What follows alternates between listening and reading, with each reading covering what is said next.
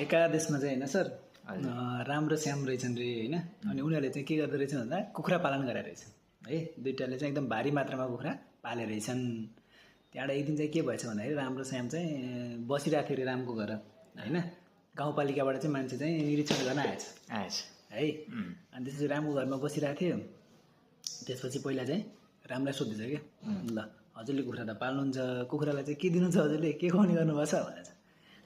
हजुर सर अब कुखुरालाई त यहीँ नजिकै दाना पस्छ, दाना दिन्छौँ भनेछ अरे। त्यहाँबाट त अनि गाउँपालिकामा चाहिँ थर्का थैट दाना दिने हो ल यसलाई समातेर लिएर गयो, यसलाई चाहिँ हुल्नुपर्छ जेल्न भनेर भनेछ। त्यहाँबाट त अब श्याम पनि त्यहीँ छ होइन। श्याम पनि दुक्कुर्दै आफ्नो घर गएछ, नजिकै थियो। अब यो मान्छे त यहाँ पनि आउँछ, के भन्ने उसलाई त उसले पनि दानै हो खुवाउने त है, दाना पानी नै हो खुवाउने त। अब त ला गाह्रो हुने भनेर सोचेछ होइन। नि त्यसपछि श्यामको घर पनि त्यो मान्छेहरू आएछन् कि गाउँपालिकाको। ल श्यामजी के छ, हजुरले कुखुरा पाल्नुभएको छ,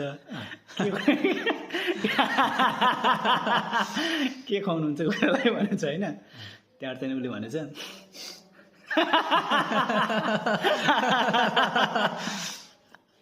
के खुवाउनुहुन्छ, दाना त खुवाउनु नि भनेछ, दाना पानी त खुवाउनु नि भनेछ अरे।